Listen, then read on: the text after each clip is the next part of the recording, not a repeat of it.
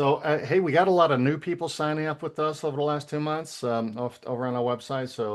We're gonna some of the stuff a lot of you have heard before, but we're gonna make this special or special as we can. So I'm JB, and we got JC manning the controls behind the scenes here.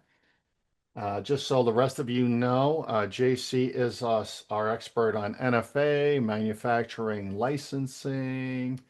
And then I do a lot, we both do compliance, obviously, security compliance and general operations. And I'm more of the business consultant, SBA business consultant, if you need help in that area. But hey, we're hopefully a one-stop shop for everything you need. The only thing we don't do is buy or sell guns, but we can help you figure out how to do that too.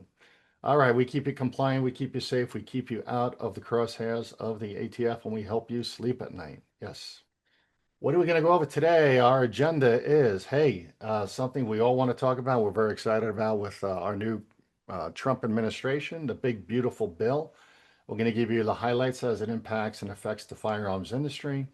We're going to give you a little worksheet, actually a PDF we will be sending to you later, but we're going to go over our best NFA strategies for FFLs if you're not already in the SOT business. And then if you are, everything you need to consider. It's going to be good for everyone. It's great for the industry. If you're from Colorado, please also let us know that in the chat. I asked for that earlier. I don't know. I wasn't keeping an eye on that, JC, trying to figure out how many Colorado FFLs we got. We got big issues with Colorado, guys. It actually impacts the whole country. We got Second Amendment updates. Steve, And we have updates on the ATF inspection process, how it impacts you, what you should expect, and whatnot. We're going to play a little true and false. We love true and false. And then obviously the all exciting exclusive Ask Us Anything rapid fire questions at the end. So we'll get to that. Now, during this process, if you don't already know, type your questions into that chat room that you want answered at the end of this presentation, whether it be relevant to the presentation or just something that you're stuck with in your business, in your FFL where you are, whether it be a state or federal issue. We can hopefully answer everything you need to know. And we will do that as discreetly or as openly as you want us to do at the end, and make sure you have the right answers before you leave this webinar. And again, that's the service we provide every month to you guys. All right, one big, beautiful bill. It's actually known as HR 1 in the passed by the 119th Congress by a very narrow and slim margin, but we're very happy it passed. And that President Trump signed it. So we're going to talk about how that impacts you and us as an industry. And if you didn't catch Donald Trump with his victory speech over in Iowa, I think it was either the 4th or 5th of July, but you can catch, or you should catch a replay over on YouTube or another replay channel. It's certainly worth watching and listening to. Is one of the most inspirational speeches I've seen in my lifetime. Glad he is my president. All right. Personal opinions aside, let's talk, JC, about the historical Second Amendment reform. We'll call it reform because everyone's kind of mixing up the language and terminology on the Second Amendment, and if it's being repealed or amended or changed or revised or whatever. But we're going to get right to it. This was in the big beautiful bill a tax adjustment, a renewal or an amendment to the tax code of the federal government, Tax Regulatory Commission, and how it affects gun dealers in the area of the National Firearms Act registry for restricted firearms. Okay. It had nothing to do with the Second Amendment. Okay. Although the rhetoric out there, the influencers, the YouTubers, they're all claiming, entitling their sessions to be Second Amendment reform and repeal. And it's really a tax form adjustment and adjustment to the law. Call it an amendment, call it a change. But that $200 is now going to be null and void effective January 1st of 2026. Okay. And specifically, no longer will there be a $200 tax required for suppressors, short power rifles, short power shotguns, or any other weapons, otherwise known as AOWs. And if you have AOWs in the store, I want to come see them because I see very few of these when I travel the country doing audits. And JC and I were trying to list through those over the weekend. And what do we have, JC? We have the cane gun, right? Cane And gun, umbrella gun, belt buckle gun. the infamous James Bond suitcase gun, right? Yeah. Yeah. All types of crazy little things, mechanical instruments that shoot or are able to expel a shell by way of an explosion, hence the definition of a firearm. So all of those other ALWs, hey, no more taxes. So what is this going to do to the industry? We're going to get to that in a little bit, okay? And how you can prosper and profit from it. But this is really, really cool. All right. So the NFA registration and all forms still are required. Okay. Clearly, this does not change the NFA or the Gun Control Act. The NFA is National Firearms Act.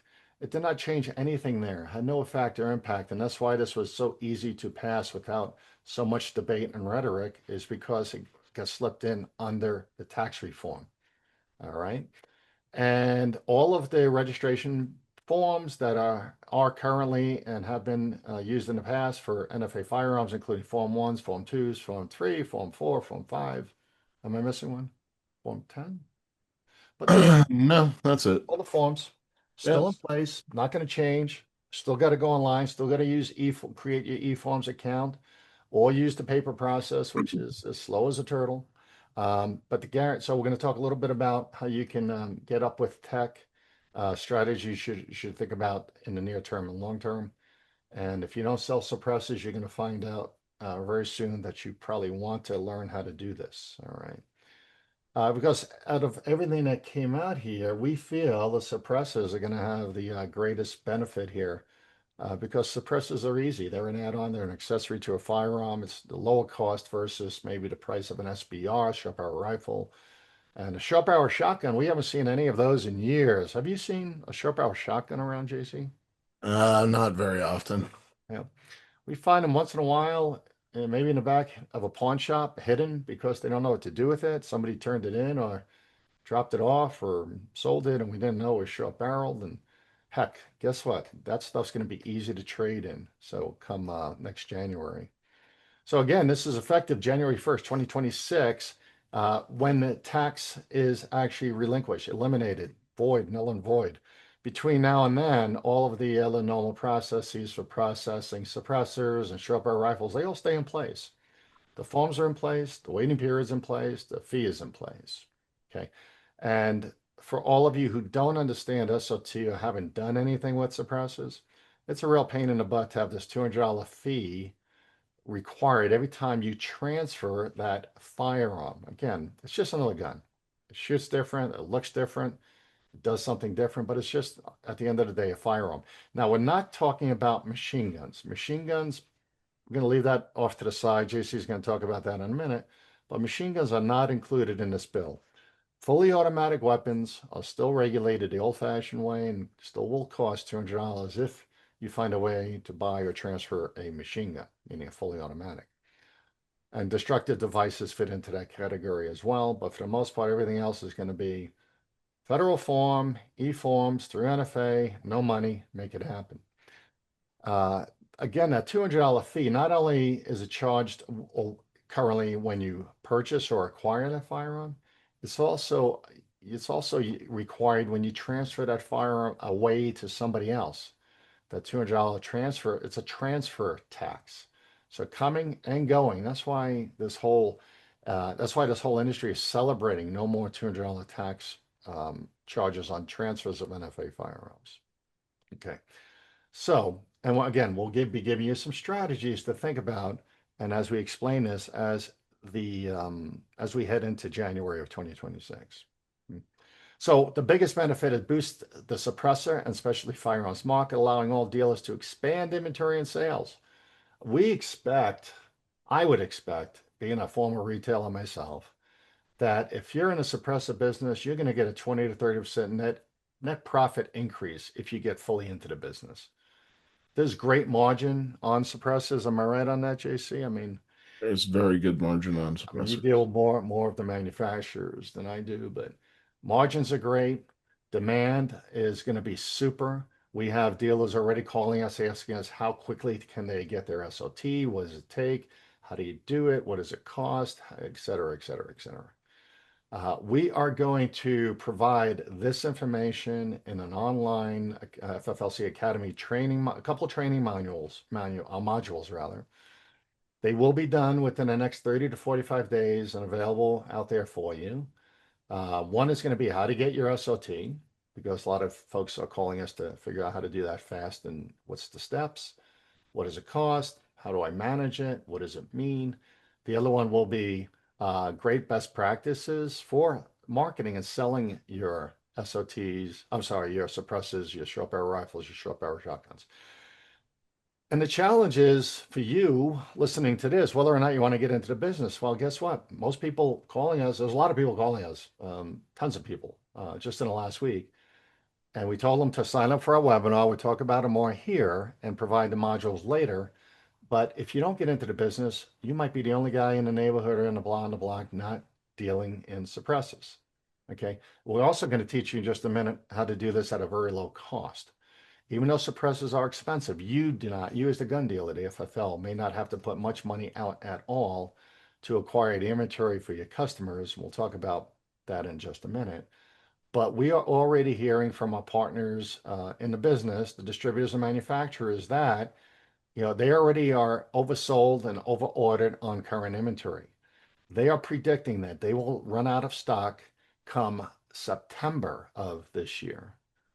If you're ordering now, you're going to run them dry by September, and again, they're just reacting overnight or within the last few weeks as well with the good news to staff up. But if you have, your machine, you can't just all of a sudden double and triple your capacity and machinery, or even if you triple people, you may not have the machinery to do so or raw materials. So the distributors and suppliers are predicting they're going to run out of suppressors come mid to late fall. Yeah. So there won't even be anything for you to order if you wait till January and wait till you get your SOT. So again, some of the challenges, and let's talk more about that. Next, this is great because the National Shooting Sports Foundation, which we're independent consultants for, have been trying to get the Hearing Suppression Act passed for almost a decade. And this was to alleviate noise damage to hunters and target shooters and sports enthusiasts and basically for all firearm users. And it's amazing that countries around the world allow silencers without the heavy regulation that we have. They always have. I mean, for as long as I've been an adult, I don't know of suppressor regulations in any other country similar to ours in areas where hunting is, a welcome sport.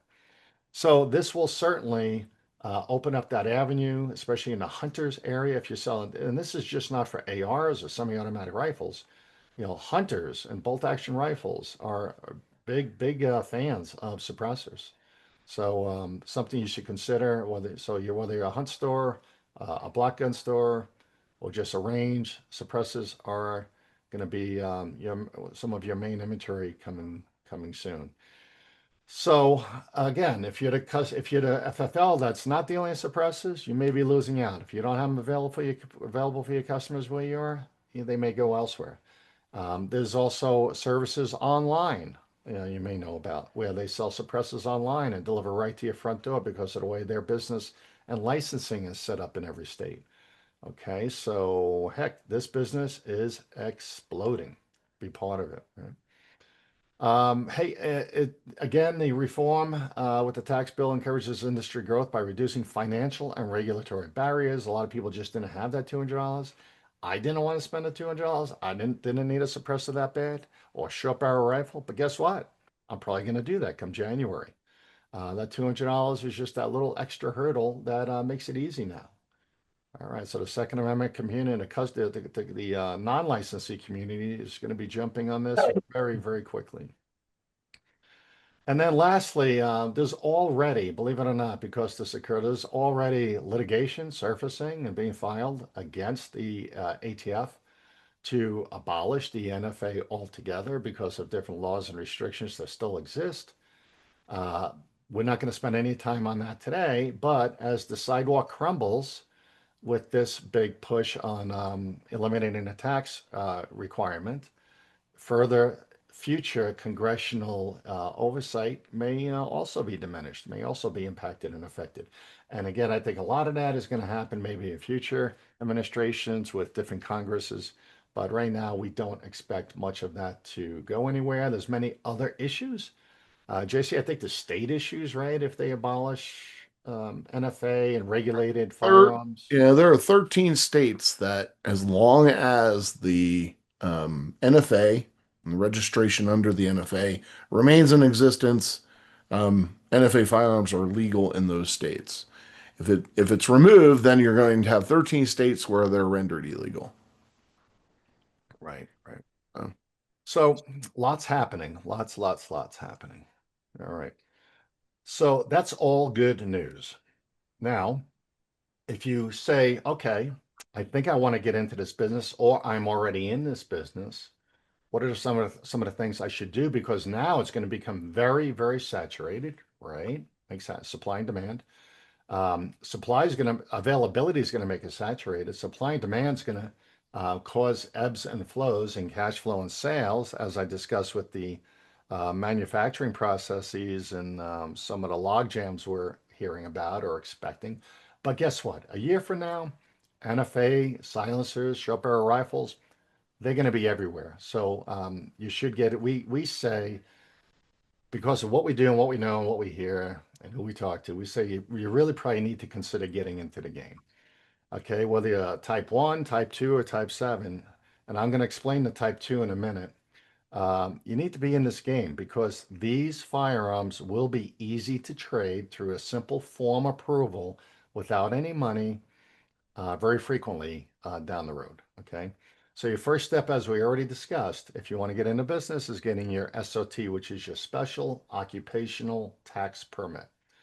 You buy that, you apply for that through the NFA branch of the ATF. JC is our specialist in this area. I think as mentioned at the beginning, he specializes with everything NFA, manufacturing, importing. So he's your and licensing. So he's your guy with questions. We'll have his number up again at the end and his email. But you got questions on acquiring, getting your SOT, call JC, contact him, set up an appointment. It costs nothing to talk to us. We get you, we help you, we get you licensed. A lot, as you know, a lot of what we do is sponsored by the National Shooting Sports Foundation to support you guys and your success. So, hey, get your SOT. Now, hey, we had people last week call us and say, "Oh my God, I didn't get my renewal notice for my SOT." Again, the SOT is your responsibility.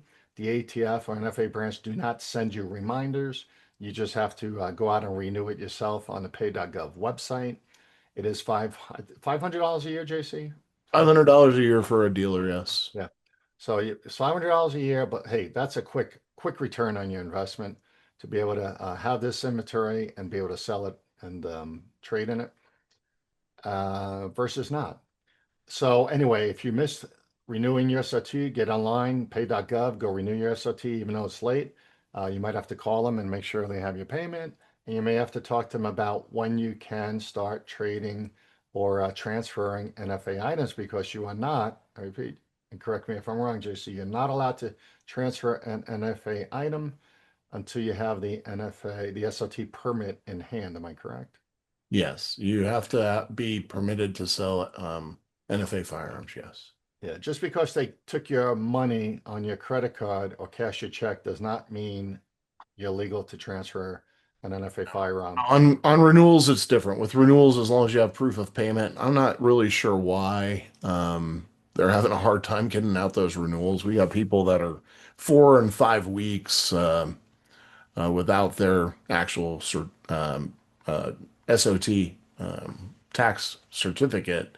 Um, so, as long as you have proof of renewal, you're fine now. But if you're a new SOT and you're waiting on your initial tax stamp to deal or manufacture or whatever, you need to wait until you receive that. Yeah. And this isn't, you don't get a letter of authorization like you do in your FFL renewal that was processed but not yet sent to you. You will not get a letter. I guess my recommendation would be call them and find out, make sure you're good to go. Make sure you got somebody's name and title that you talk to over at an NFA branch and continue business. So this is going to become everyone's focus, not only from the private industry side, but from the regulatory side too. And we're going to talk in a minute about challenges the ATF's going to have in trying to make this all happen for you. So our best message is sooner is better than later. All right. So we're going to, like I said, we're going to publish this back out to you as a PDF. So we're not going to read through all of this. We're going to just talk about the highlights. So this is kind of your NFA business plan, or your SOT business plan, if you're thinking about this or already doing it. But hey, you got to expand and diversify your NFA inventory with a focus on suppressors. Plain and simple. That's going to be the big bucks and the quantity. Okay. Now, yes, people are going to want to invest in a short barrel rifle. The short barrel shotgun arena, we're not so sure about since we have so many bullpups out there and shockwaves and different things already. But there's going to be some pretty cool new short barrel shotguns coming out and being manufactured because of the ease of access now. So we've heard from a few manufacturers. They're already got the design teams working on this. So it'll be interesting to see how this part of the business expands as well. That could be actually a lot of fun. All right. The old one-handed shotgun, I guess. So hey, in this PDF that we're going to send to you, we're going to send you, it's got an action, immediate actions, some improved business practices you should consider, and then out of the box thinking ideas. We spent a lot of time just brainstorming with a couple of our NFA partners and clients and some of the things they do and why they're successful. So we're offering this for you with their permissions, of course. We told them what we were doing. And they said, sure, as long as they're not my competitor down the street, I don't care if everybody gets in this business. So why don't you? So expand your inventory. We talked about ordering earlier, ordering now, get your SOT, invest. Okay. And one of the JC's point on this one was invest in and leverage your live scan capabilities. JC, can you explain that? So live scan is the acceptable solution for doing the fingerprinting for your customers, so they don't have to go to a third party. Now there are options for that if you don't have the ability and you don't want to spend the capital in order to invest in one of those machines. You can use, believe it or not, the UPS stores actually have the capability. I would go to the UPS store over the USPS. USPS is supposed to have the capability as well. However, they're charging an arm and a leg for it. But the live scan just offers the fingerprint capability in the format that's required by the FBI in order for you to process everything electronically. So obviously there are kiosks, there's Cerebrum, there's a few different solutions out there that offer this. Take a look at it. You're looking at anywhere from 3 to 5 grand, I think, is the price point for that scanning software. So definitely affords you an opportunity to do things fairly streamlined. In addition, when you do everything electronically, it goes through very quickly. We have NFA dealers that are letting us know that they're seeing a turn on Form 4s within 24 hours. Some within a few days, but quite a few of them within 24 hours. So just be aware of that. There is opportunity there. I know there's a lot of chat regarding charging, and we can talk about that during the Q&A rapid fire at the end today, and just kind of give you some insights. Yeah, and there's vendors out there. There's Silencer Shop, Silencer Code, there's others. There's another one that I forget. I forget their name. Another one out of Texas. But there's technology out there, so you probably have to. We're not going to do that research for you, but if you go out there and Google it, I'm sure you're going to find who they are and start to shop around and figure out if you want to get in this game. Again, if you're not in it, the other guy down the street might be in it or is already in it, and you want to catch up and be part of it. All right. Streamline NFA compliance and customer education. So I told you we're going to be creating some modules for you guys. One of them will be how to educate one to get your SOT, and two how to and get into business. Two is going to be how to educate your employees as to all these different forms. JC and I are going to work on that over the next 45 days. And then obviously, how can you educate your customer? What do you need to know to educate your customer? We'll make a lot of recommendations, point you in the right direction. And hey, just go online and like the rest of us probably do, go on and watch some experts on YouTube, figure it all out, start to gain that knowledge. and get acclimated with what you might be selling. Might be your premier products and profit makers next year. All right. So here's again some action points. Invest in education, make it part of your program, understand what the forms are all about. Maybe hire or create an NFA specialist. Somebody in your shop wants to become an NFA specialist, not only in product knowledge, but in the paperwork review. And the compliance piece of it is different. If you submit the transfer application incorrectly, it's going to get kicked back to you. So you're not really committing a crime or going to get inspected later on whether or not your NFA forms were completed correctly. That's going to happen at the point of application submittal. So that's not the big part. It's just understanding how to do it right the first time so it doesn't get kicked back to you. And how do we put the right information in the right boxes? We get a lot of questions on that all the time.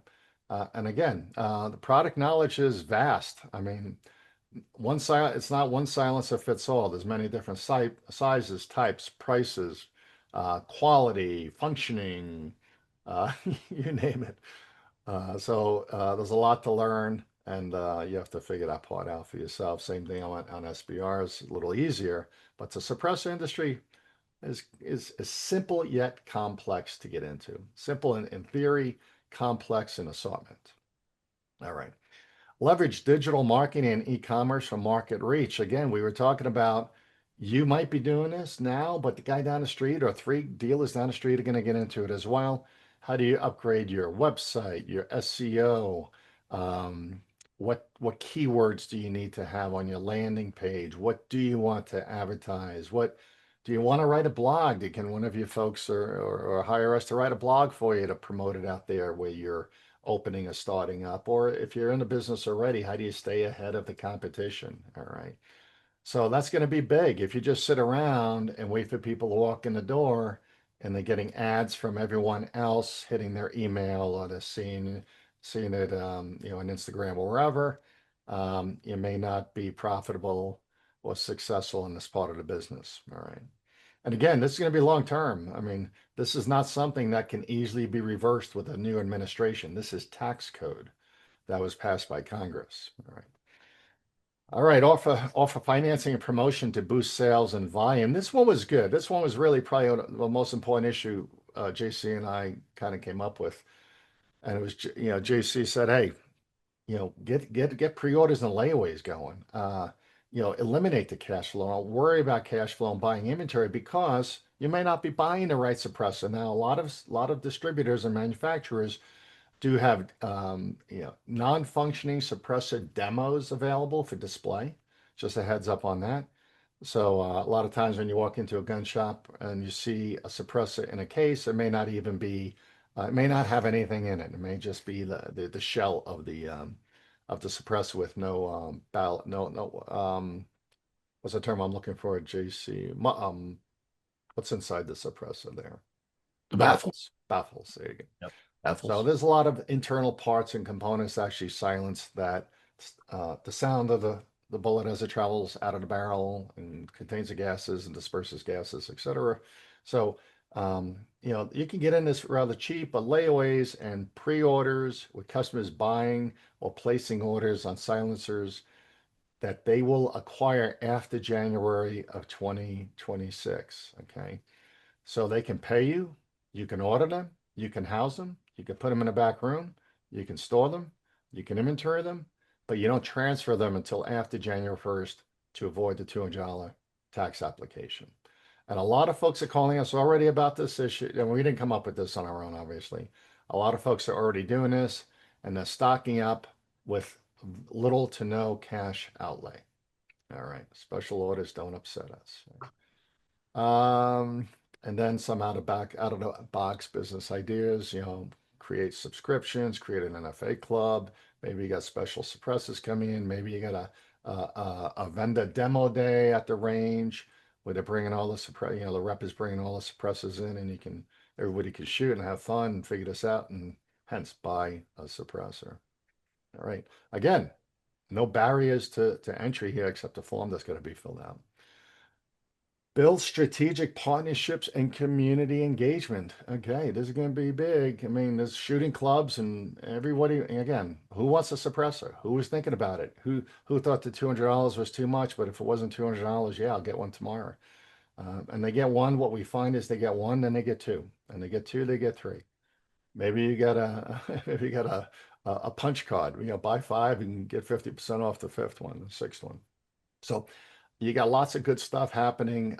Collaborate with local gunsmiths to offer threading services for barrels. Oh my God. How many people are going to have to replace the barrel with a threaded barrel to accommodate their new suppressor? Oh my goodness.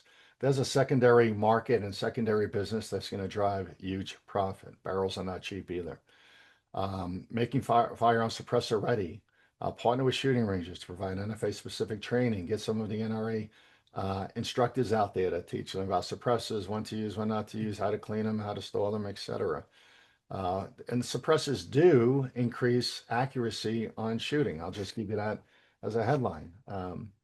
Much less recoil, okay, much less pressure coming out of the muzzle. So anyway, all good things. So too much to talk about and list here. Some out of the box ideas. Again, we're going to turn this section into a PDF. We'll send it out to you the end of the week. Now, for pawnbrokers, you guys are probably sitting through this and saying, I'm a pawnbroker. I still can't easily pawn a suppressor or a short barrel rifle or short barrel shotgun. Okay. And I said at the beginning, this does not apply to machine guns. So let's leave that off to the side. But on all the NFA weapons, you're correct. A pawnbroker cannot pawn, temporarily take possession of an NFA firearm, which includes suppressors, temporarily for collateral. That's not going to happen. Okay. There's no easy way to do it. You can do the forms, but there's a lot of forms and there's a lot of waiting periods. And maybe that person doesn't, maybe that person gets denied when you try to pay off loan and give them a suppressor back. So anyway, you get all these little challenges, but within a year or two, we expect the used NFA business to be huge. Think about all the folks out there today with NFA weapons that are older, maybe not functioning as well, maybe just not as stylish as they want. Maybe they can only really afford one short barrel rifle and they want to upgrade, so they're going to sell the old one, get rid of it easily through a transfer form, no longer a $200 tax, and hey, upgrade to a Daniels Defense. Okay, so there's a lot of folks doing that, talking about that already, asking gun dealers how to do it and if they need to wait, et cetera, et cetera. So folks, especially if you're a pawnbroker, people will within 2 to 3 years be walking into your store with short barrel rifles like they walk in today with an AR type rifle. Okay. It's going to be so commonplace that the only thing extra will be a piece of paper that they registered with.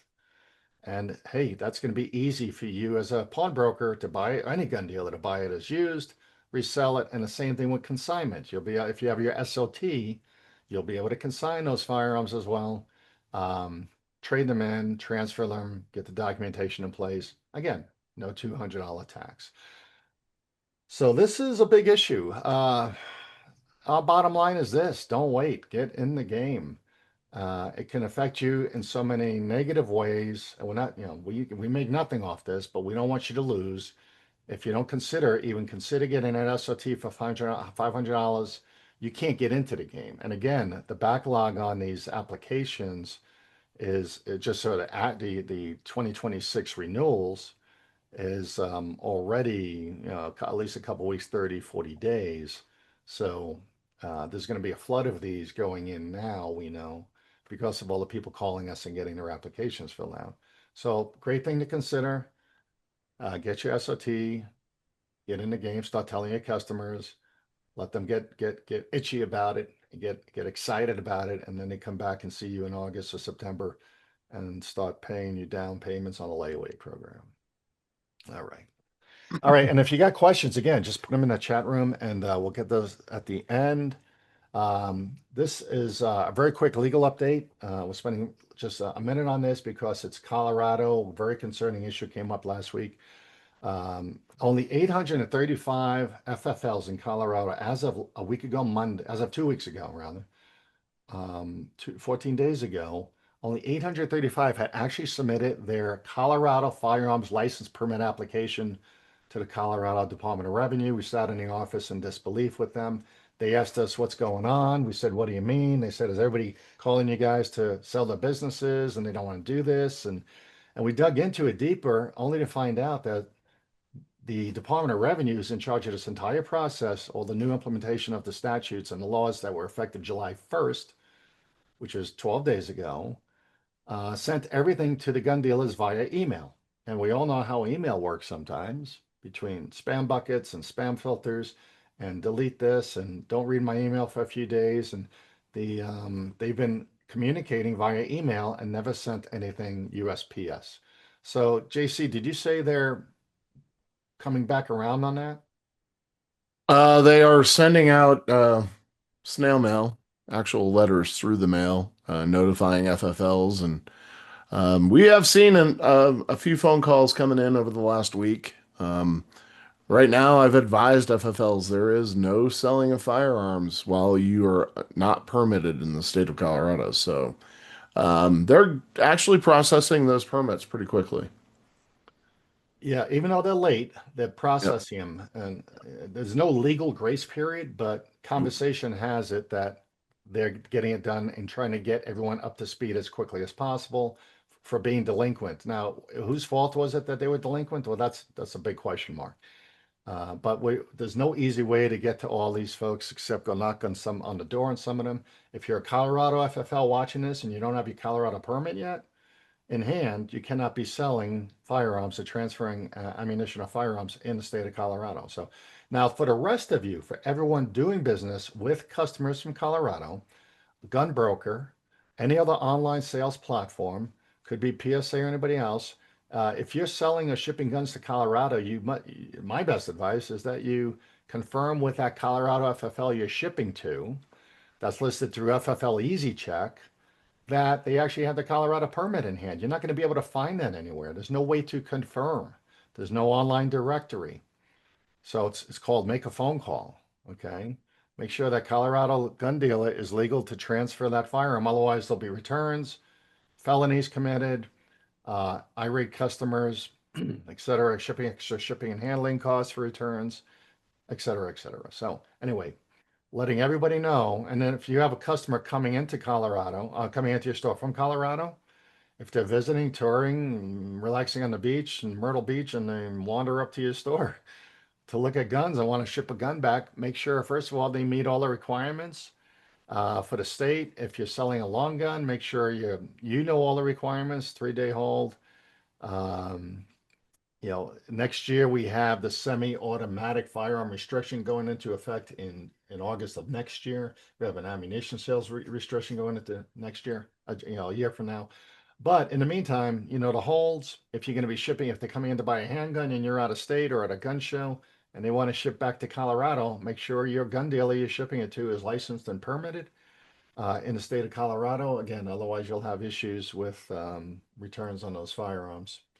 And give us a call. There's a lot here. This is Colorado. I mean, it's very complex and confusing. If you are a Colorado gun dealer, you can call us. We're supporting, on behalf of the NSSF, we're supporting all the Colorado gun dealers directly with questions. You don't have to call the National Shooting Sports Foundation to ask a Colorado question. You could call JC or myself directly. And again, if you're Colorado, I'll be making this available to you. We have cheat sheets available to you on, 2 or 3 pages of everything you need to do. Same thing with Washington State. You may have seen that last week or the last couple of weeks. We sent these out to you guys. And again, if your state's doing business with any gun dealers in Washington or Colorado, you should be looking through and reading through the requirements in these places so that you're transferring correctly. And then lastly, if you got voting rights anywhere in this country, make sure we're voting correctly when it comes around to make sure we don't have politics that allow this to happen. There's my political speech. We need to boycott craziness like this and not let this happen anywhere else. Okay, JC, you still with me? I am still with you, sir. I don't know why I got a couple gun dealers calling, so I don't know why. Maybe they lost connection. I'm letting people in as they come, but Okay. we've All right, going to keep going here. Colorado, Again, if you're in Colorado, we're not going to go through these. We've done these in the past, but again, we're going to make these. This video and PDFs are still available to you. You can call us directly, email us directly. Some of the more important things we're already seeing in the Colorado FFLs that already have their permits, they're not posting the signage. You know, there's number 10 here. Post required safety and legal notices. That's part of the inspection process and requirements. Other states do it. You get dinged on it. You're not in compliance if you're not posting your notices. There's new transaction logs. You know, DR 7602, 7603, 7606, 7612. Believe it or not, this is crazy. Colorado gun dealers now have to duplicate what ATF already makes you do in regards to transferring handguns. This is only for handguns. We don't know, nobody knows why they didn't put any long guns on here, but it's just handguns. You have to spell out special forms. Now, several of the states on this call, I'm looking, do have this in place. Wisconsin, Washington State, Minnesota. Some of you guys have these extra documents in place. California, obviously. Uh, but these have to be in place in Colorado, as well as a duplicate bound book. That's the only state. We're the only state now with a duplicate bound book, as far as I know. Only for handguns, though. You have to have a similar but more extravagant bound book in Colorado. So make sure you're doing that. Call us if you need help on that. And then compliance inspections are starting next month. JC, we're training those guys, aren't we? Yeah, we're meeting with them on the I don't 30th, I think. yeah, 30th or 31st. Yeah, so Colorado gun dealers, you still have 15 more days or so. Okay, but these inspectors they just hired, we kind of saw them last week. You know, they'll be out and about probably within a month, starting to check FFLs. I would say first off, those who haven't applied for a permit but still have an FFL, they're probably going to go knock on your door first. So get with it, get things in place, and make sure you're not transferring firearms. And then they're probably going to, you know, and then they have to, by statute, inspect 10% of FFLs annually. So that's the update we have right now. We'll keep you updated on this. We're trying to get a special Colorado only webinar together, but please reach out to us if you have questions. Again, if you're in Colorado, there's all this training required to have for you and your employees. Make sure you get that off the Department of Revenue website or go directly to FFLC Academy or FFLC Consultants right at the top. Any gun dealer on this webinar or any gun dealer in America can go do basic training for free, get all your employees trained for free. Just visit our website and click right there at the top to enroll and join as a student. All right. So, JC, did the Second Amendment get revised? No, no, I don't know where all this chatter is coming from. Yeah. No Oh, Second Amendment provisions. yeah. Yeah. Um, So, like we said earlier, you know, the Second Amendment didn't get revised. The federal tax code got revised through the big, beautiful bill. So let's go through a little of this so you have clear understanding and don't listen to all those internet talking heads because a lot of it is good, a lot of it is truthful and direct knowledge, but a lot of it is just rhetoric. You know, they heard from somebody else who heard from somebody else. So I do highly respect the YouTube I would say influencers there who are, you know, and there's a handful of them who are very good with doing the research, but then the rest of them are just tag along. So be careful what you're learning or hearing out there. Uh, First of all, under the big beautiful bill and how it impacts the Second Amendment, there was definitely, and under Trump's administration, definitely to repeal it a zero tolerance program. Everybody should be good with that. Okay, we've talked about a lot about that. All right, no more zero tolerance. You know, can't get beat up and revoked for minor, um, non-critical errors. All right, leadership overall. I love our new Attorney General Pam Bondi. I think she's a bulldog. And then we got Dan Driscoll. He's evidently the director of the ATF, and I just love the fact we don't hear from him. You heard from him yet, no, JC? Good. Okay, let's keep it that way. yeah. All right, doing a great job, Dan.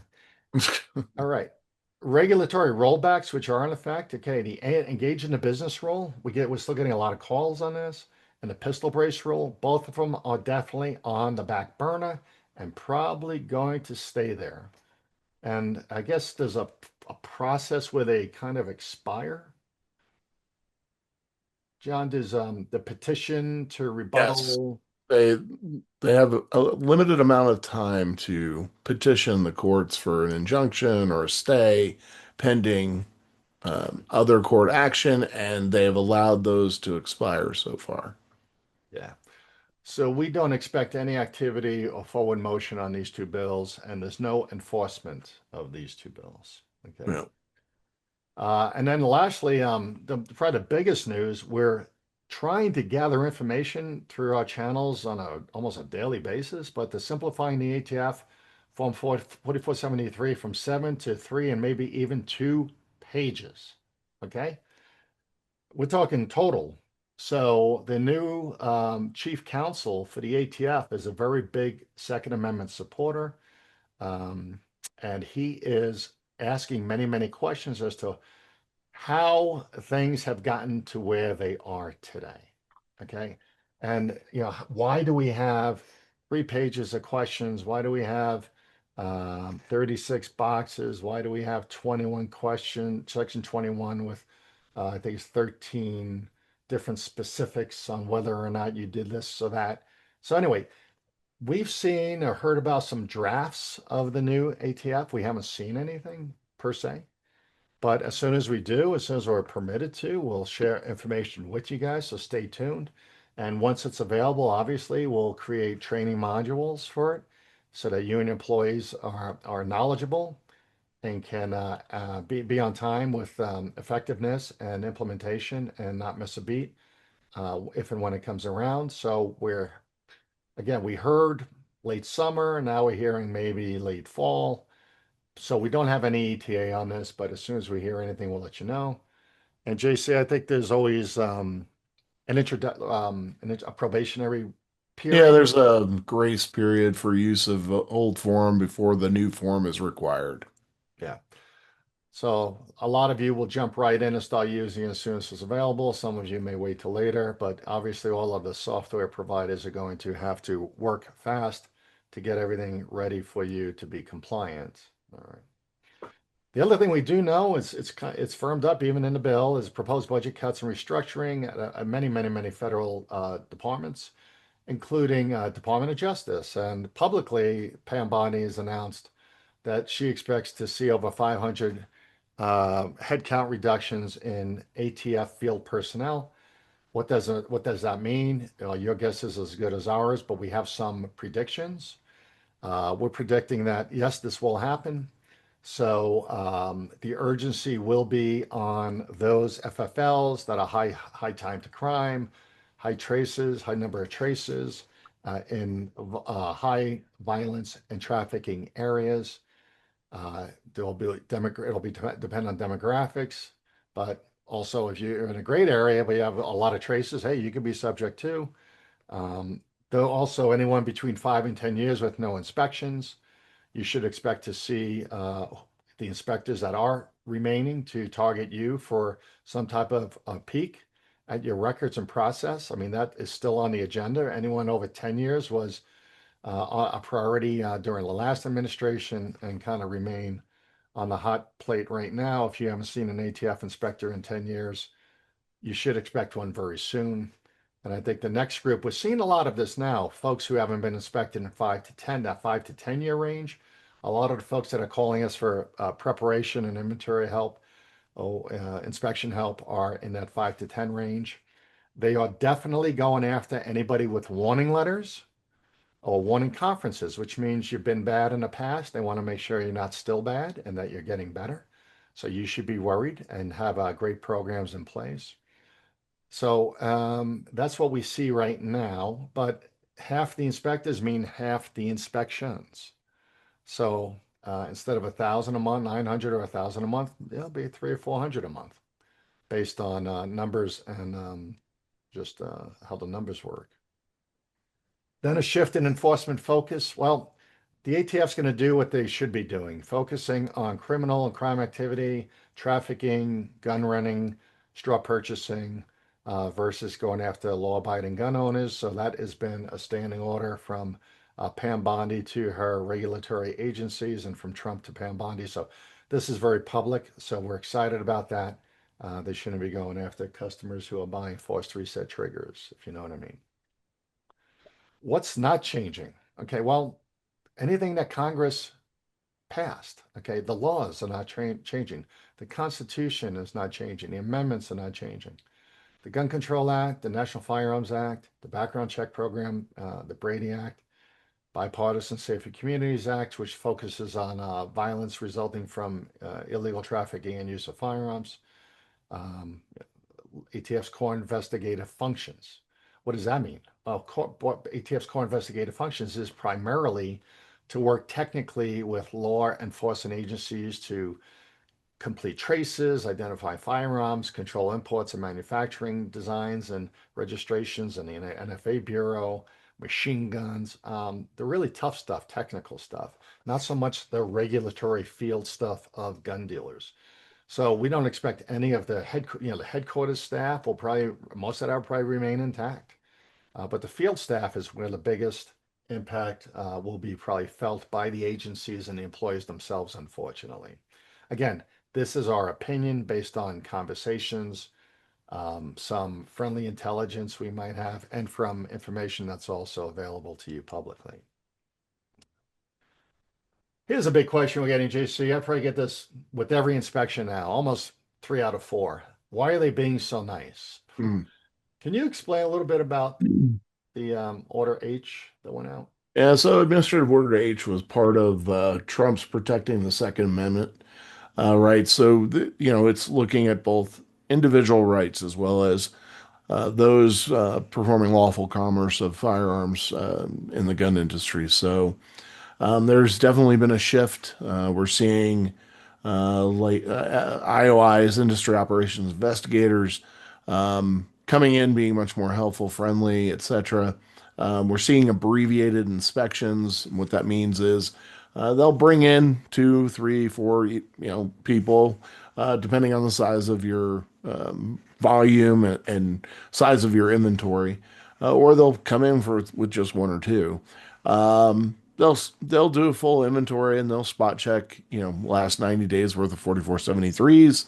They're not going through everything. Now, in certain cases they are, but we're seeing it here and there. So when they are coming in for inspection, if they don't find anything in the last 90 to 180 days, they're moving on with their time and hitting the next FFL. So they are staying very busy. I can tell you that much. And a lot of that has to do with the fact that, well, number one, uh, keeps them out of the office and not talking about the potential demise of the ATF and everything that's going on politically in the background. So, Administrative Order H really pushes down, and if the FFL isn't doing anything wrong, get off their back. Yeah, we're pretty excited about that, and it should continue at least for the next 3 years, right? Yeah. Yeah, it should continue. The fear that I have with all of that, and one I've discussed quite regularly on our Ask Us Anythings, are don't get comfortable with this. There's going to be a point in time where we know their playbook and it's going to rear its ugly head again. So don't get comfortable. That's what I'm going to tell you. Yeah, yeah. And not only the next 3 years may be fine, but guess what? Doesn't if we get a new administration, I was talking about voting and your power to vote and set things up, to benefit us. If we get a new administration that goes back to the same old playbook that we had under Biden, we're in trouble. And how fast would it be for you to get your team back up to snuff with compliance and reviewing records and what's going to happen? Nobody's got a crystal ball. We can only keep our fingers crossed and hope for the best.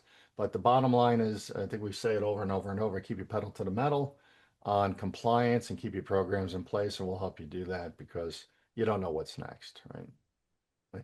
And you don't know what happens during an investigation. I mean, just because you're not getting inspected doesn't mean something ugly surfaces if a gun you sold winds up at a crime scene or in a mass shooting or a murder, and you know, you have 4 or 5 folks investigating you, crawling through your records and asking you to testify and get deposed, and it could be ugly. So hey, this is also what the ATF is still using. I mean, again, this hasn't changed.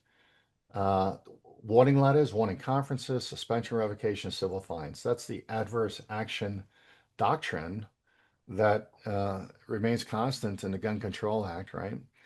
And you're subject to that. So if you've been in trouble before, you cannot be in trouble again. It might be a little harder, right, JC, I think, to get a warning letter or conference. We're actually seeing quite a few of them. I mean, I participated in, I think like 8 of them just this last month, all over the country. We're still seeing the same types of things causing them that we've always seen, and it's really focused on items that negatively influence public safety. So not getting in your multi-sales, not doing inventory and having missing firearms, things like that. The minor errors and stuff on the 4473, not so much anymore. Yes, there is a certain percentage of errors or cited violations that can get you into trouble. But certainly we're not seeing the revocation, the notices of revocation as much as we were during the Biden era. Yeah.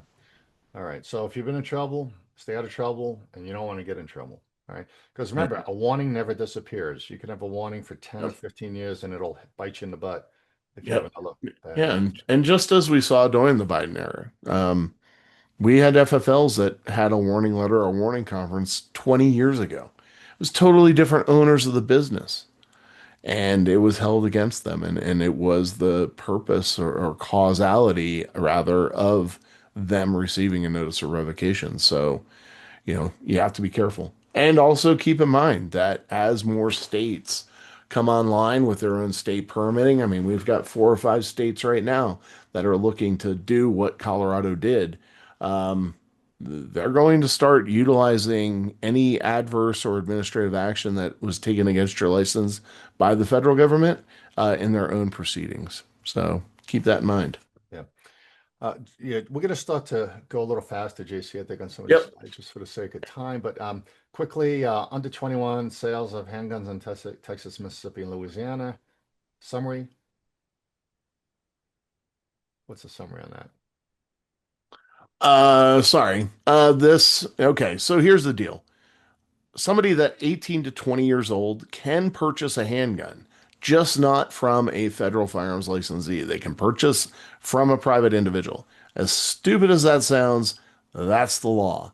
This Reese versus ATF for these 3 states came down with a decision, um, a unanimous decision in January, covering Texas, Mississippi, and Louisiana. We do not recommend that FFLs get involved in any transfers involving individuals, private party transfers, any of that. Just stay away from it. If you're required by state to do so, you can just make sure you're checking that box as far as private party transfers. But you all in Texas, Mississippi, and Louisiana, stick to your guns. 18 to 20 cannot buy handguns. Leave it at that.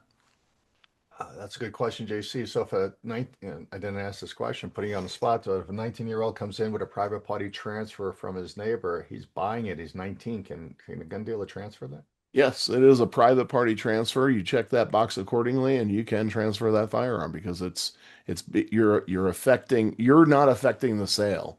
You're just affecting the transfer. Okay. So you Yeah. just need to make sure you keep notation. I would get a bill of sale from the 2 parties and get copies of IDs so you can prove it. Yeah. And we get into this question because a lot of sheriffs are issuing concealed carry permits to folks 18, 19, 20 in certain Mhm. states where that's Yeah. permitted. Yep. And they're walking into gun dealers saying, I can buy a gun now. And the answer is Yeah. no. No. No. That has nothing to do with the purchase of a firearm. It has everything to do with giving them permission to carry a firearm or whatever the permit is for. Yeah. Okay. Cool. All right. We're going to, again, run through some of the stuff. If you've been with us before, you've heard a lot of this. New people may want to pay attention. So we talked about the warnings revocation remain in play. So obviously, have great straw purchase prevention in place. But this is what JC was talking about, critical violations that are impacting public safety. Okay. And repeat violations remain at high risk. So you can lose your license. You can get into that revocation funnel. if you get inspected. And again, if you have a warning letter or a conference, you're going to get a reinspection. That's not going away.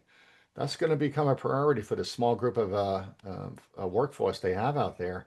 The re-inspections have to be done 12 to 18 months after your last inspection if you did receive a warning letter or a warning conference. So keep that in mind. Um, so what triggers the warning letters and conferences? Again, bad record keeping, bad 4473s, inventories, NICS related violations, missing firearms that we talked about because they do jeopardize public safety, and improper transfers. You qualify that one. That's a whole another hour conversation. What's an improper transfer? Missing signatures, wrong dates, bad ID, et cetera, et cetera, et cetera. What should FFLs do now? Be responsive. Document everything. Records matter. Use that box 32 for anything weird. Everything went off during a transfer. Anything you want to remember or keep notes on. Use box 32. Cooperate during your inspections. Be nice to them. They're nice to you. Don't tell them more than they need to. Listen to what's being asked and reply um, accurately. Don't offer too much. Don't get chatty Johnny in the corner talking to the ATF investigator during the inspection. Tell chatty Johnny he might have to take off, go home for the day.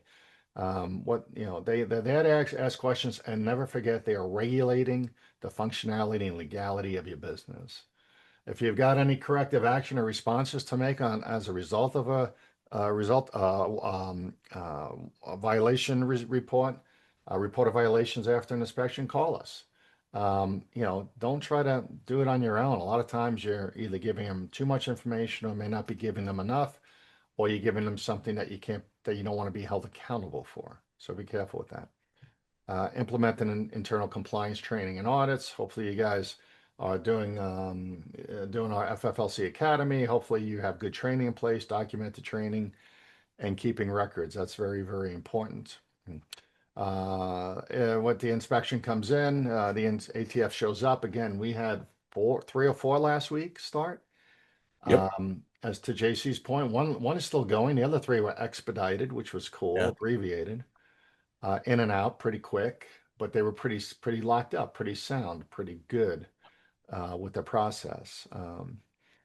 Can you demonstrate your past corrective action if you've had any? Are you doing what you said you were going to do? Do you have SOPs?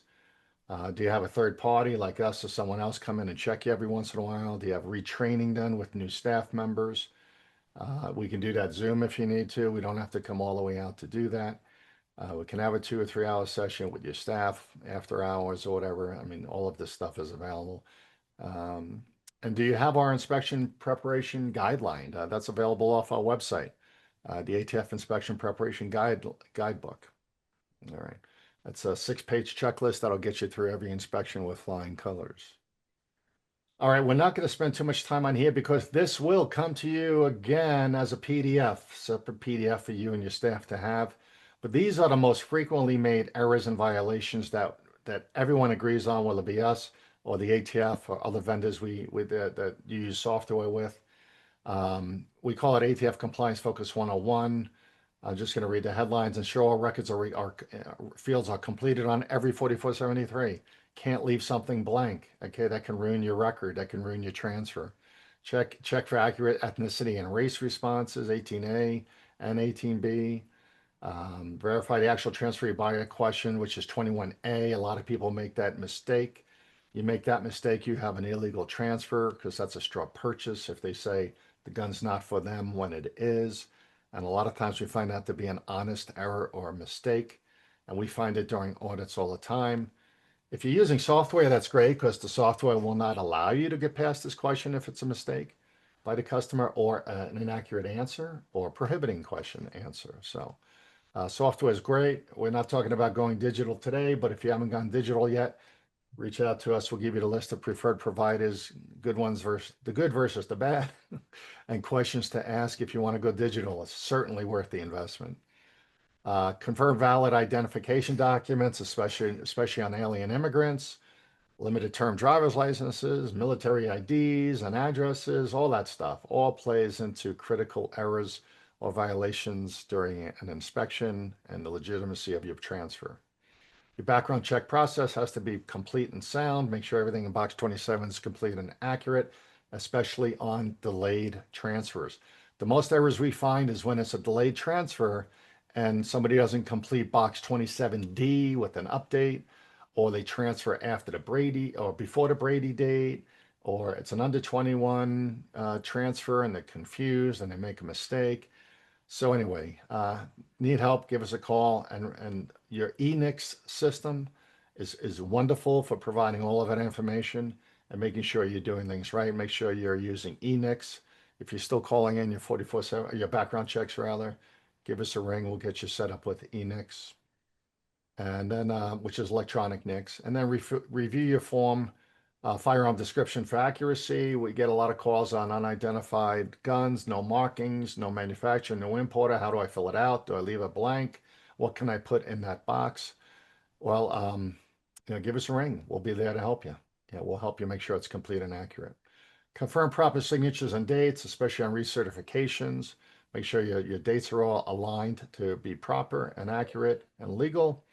Double check your forms before submitting for a background check. Don't check it after. You're not supposed to check forms after the background check. You're supposed to check section B before you get to section C. Make sure it's complete and accurate.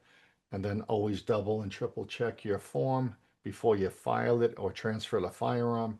A lot of times there's no way to fix some of these errors after the gun leaves your store and after the customer decides never to show up again. So make sure it's 100% complete, triple checked before the gun and the customer leave the store. Please be proactive, be not reactive. All right. Again, we'll provide that in a short PDF to you as a document you can just use for reference and training for your employees. Let's do some 5 smart things everybody should be doing out there, every FFL. Here's a little consolidated list, guys. Hire and train the right person. Number 1, start there. Make it easy on yourself. Have consistent A&D and do inventories. A&D is your bound book, obviously. Make sure it's timely and accurate. Make sure you're doing inventories regularly. That's a big term, regularly, whether it be weekly, monthly, daily, quarterly, but at least semi-annually. Don't get caught with a missing gun or too many guns in your store that aren't logged in. That could be a critical violation on your next inspection. And missing guns might be putting guns into, it's jeopardizing public safety, putting guns into the wrong hands. Review every 4473 2 or 3 times. Always, always, always prevent straw purchases. If you need any help at all with straw purchase prevention, or you need a new Don't Lie for the Other Guy kit, just give us a ring. We'll have it sent to you free of charge. Posters and awareness programs for your store. And when in doubt, ask, ask, ask for help. We're here to help you. All right. As you know, we do the exclusive restricted states guide for all FFLs across the country. If you've never heard of this, here's a new tool that'll help your success. There's many states all highlighted in red here with some type of restriction, whether it be on ammunition, black powder, semi-automatic guns, handguns, age limits, hold periods, you name it. And we do the research. We keep up with this daily. We update the form monthly, and we make it available to you so you do not make a mistake when transferring or shipping a firearm or ammunition. So go ahead and make sure you go download that. It's available for you off of our website, and I also included it in a link on either 1 or 2 of the invites for this webinar this week. So you should have seen the link to download your most recent exclusive states, restricted states guide. We're the only ones in the country that do this. It's a lot of work, and we're just trying to do it to keep you out of trouble, keep you legal. All right. And hey, JC and I are coming to a city near you. Yes, that is our new plane. Not. So we're flying, and let's see what we're doing in July and August. We're going to be this week. JC is going to be at the NSSF Range and Retailer and Range Expo in West Palm Beach. If you're going, make sure you stop by and see him there. Next week, I'll be at the National Pawnbrokers Association. Give me a yay in the chat box. Give me a yay. If you're going to see me there, please stop by the NSSF booth. Please attend the workshops I'm presenting, I think on Monday and Tuesday. Lots of good information for you guys. Love to say hi, shake a hand, and say thank you for being compliant FFL. Then towards the end of the month, we have 3 training sessions in Florida with the ATF to make sure we are impacting the illegal firearm trafficking and straw purchase prevention programs down there in that area. They're still having a lot of problems, so we're getting on a plane and doing that. And then we're traveling to do audits in all these states listed right there. We'll be traveling in all these states in the next 6 or 7 weeks. If you need us to stop by, give us a ring. We'll figure out how to make you do that. If you're an NSSF member, it's a super deal. If you're not, we can figure something out. But if you need help or audit or worried about anything, give us a ring and one of us will be able to get there for you. All right. Promised but not delivered is the from the NICS FBI NICS team in conjunction and cooperation with the ATF. They promised that we would have two great programs that aren't available yet. One was a stolen firearms database for FFLs to look up used guns before buying them from customers to see if they've been reported stolen. And the other one was firearm handler checks, which would allow you to use NICS to do background checks on your employees. Those two programs are in the works. Lots of disagreement, I guess, over there between ATF and FBI and trying to get this out publicly. Though both programs are in testing phase. They told us the mid to end of the summer. Maybe it's mid to end of the year. We don't know, but we'll let you know as soon as we know anything. And of course, we'll provide training right here on Ask Us Anything. We're going to play some real quick true or false, JC. Yep. Yeah, everybody in the mood to play true or false? Here's how we do this. We're almost nearing the end of our discussion here. Hey, you put a T, go ahead and pop a T in your chat in the chat room there with your keyboard. Use it. Type an F if you think the answer is false, a T if it's true. I'm going to see how many you can get right. There's no pass or fail here. Just let you know where you need some help or some brushing up on the information. All right, first question, JC. Ready? Go. In most states, a spouse may purchase a hunting rifle for prohibited spouse, meaning husband, as long as the transferring spouse accompanies the prohibited spouse when the firearm is used for hunting or other sporting purposes. So I, a wife can buy a gun for a husband if he's prohibited as long as she supervises his use. well, I think our audience has got this one nailed. Yes, that is correct. It is false. All right. All right. Next, it is not always necessary. There's a key. Not always necessary to verify with the ATF if an off-site gun show or sanctioned auction, we're getting a lot of these calls lately, event would qualify for off-license premises firearm transfers. So you don't have to verify if the function you're going to sell guns at is a bona fide firearms or sporting event approved by the ATF. What do you think? Yes or no? I got a ton of falses and a few trues popping through. And the answer So is the false. answer is false. Now, you may not always have to call if you're 100% sure, but if you're doing a traditional gun show sponsored by a traditional organization and a sponsor, that's fine. But if you're doing an auction at the VFW or at the Firehouse Charity this weekend, Yeah. or the infamous Ducks Unlimited, make sure you're getting approval from the ATF versus getting a license revoked. Yep. All right. All right, next, it's okay to sell or auction firearms. Oh, I gave you the answer here. It's okay to sell or auction firearms at a non-licensed location as long as the actual firearm transfer, including the background check process, is completed later at the FFL's licensed premises. So it's kind of part B to the question I just asked. Yep. So Everybody's coming in true. yeah, Very good. Yep. display the Absolutely. guns, show the guns, take the money for the guns, but do the transfer later next week at your licensed premises and a background check. Yep. Okay.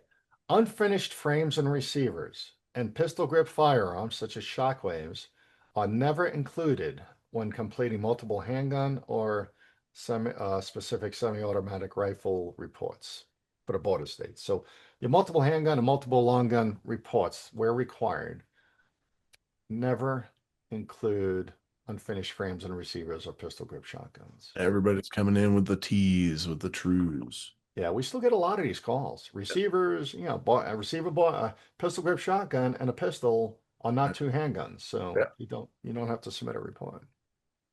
All right. An FFL can legally transfer a handgun to a non-resident of the state if the transaction occurs at a gun show and the buyer presents an unexpired photo ID and obtains a valid NICS approval. They're on the money on that one. That's a big old false. Correct. Yeah. When completing a multiple handgun or long gun form report for customers at a gun show, doing a lot of gun show stuff, guys, here, it's that time of year. The reports are sent to the law enforcement agency for the jurisdiction where the transfer took place. True or false? Yeah. Oh, God. Somebody said false. Look at that. A lot of truths, though. A lot of truths. Yeah, I put 3310 on the 4 because on 3310.12s, on long gun specific rifles, you don't have to send a copy to law enforcement. So a lot of folks don't know that. This is only, law enforcement is only notified on handgun multiple sales. Yeah. Okay. When the Form 4473 gets updated by the ATF, we talked about that. It's okay to continue using an old or most recent version of the form after the new effective date of the new form until you receive the new paper forms in the mail from the ATF or whenever you use it or whenever your software provider decides to republish the new 4473. So it's okay to continue using the old form until you're ready with the new form. What's the answer? Lots of falses. Yeah. And we put this up here, guys, because of the fact that we expect a new 4473 and in 2023, we had more than a couple dozen dealers we had to help quickly on this topic. And I won't tell you how we helped them, but let's just say all the old forms got made into the new form. All right. A privately made firearm must be recorded in the bound book, marked with the serial number, and transferred via a Form 4473 if ever acquired. True or false? PMF must be bound booked, marked with a serial number, and transferred via 4473 if acquired. True or false? Lots of truths. Few falses, though. Yeah. Yeah. And the caveat there is the only time you don't acquire or log it in the bound book is when that PMF is not kept overnight. If it's repaired, gunsmith, same day in and out, fine. But if you kept that gun in the store overnight, everything kept in the store overnight has to be in a bound book. An FFL can sell handgun ammunition to someone age 18, 19, or 20 if they can prove they own a long gun capable of shooting handgun ammunition. True or false? Lots of truths on that one. Yeah. Okay. I think we got past that. Yeah. There was an issue 5, 7 years ago, but so many 9mm carbines are out there now. It's a little bit different. You just need to have a program in place to make sure you're validating that under 21 customer does actually own a carbine, or yeah, I guess it would be a carbine. All right.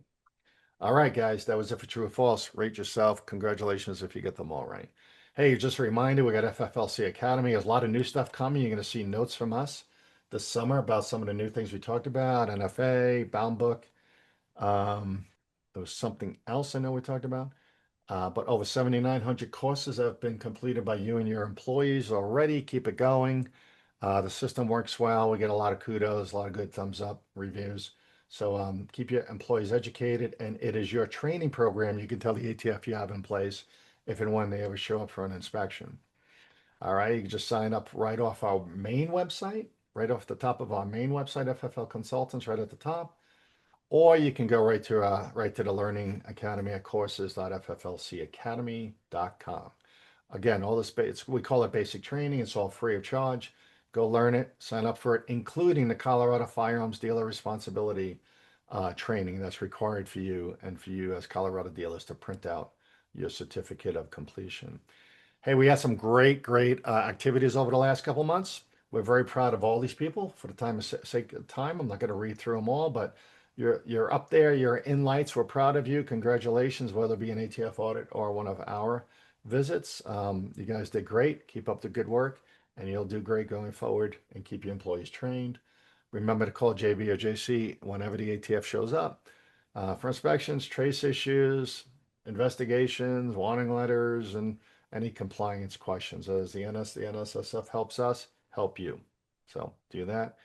ATF Critical Violations, JC, you talked through a lot of these already, but this used to be known as This deadly sins. ATF deadly sins. Yeah, 11 deadly sins. Yep. Now that the critical violations, again, the laws have not changed. The management of the laws has changed.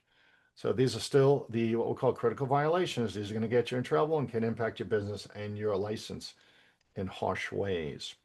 Got PRM, the Premium Retail Program from the National Shooting Sports Foundation. We promote this all the time. People call us about it and want to know how they can join. It's literally over seven. It's just $750 for the year. Get you. It's $2 a day. If you're already a member, you get us. You can have us come once a year for $9.99. That's about 1/3 of our total price. If you just called us and said you needed help tomorrow, if you're a member, you get that discount price. But the big ones here, guys, is the on-site full day ATF mock audit. We come out, especially if you've been in business 5 to 10 years and haven't gotten inspected, something you should strongly consider. And then you got that $25,000 a legal defense fund, which means us and our attorneys, if you need to work your way out of a sticky situation with the ATF as a result of the inspection process. So, hey, if you want more information, just get in touch with us. And JC, that is it.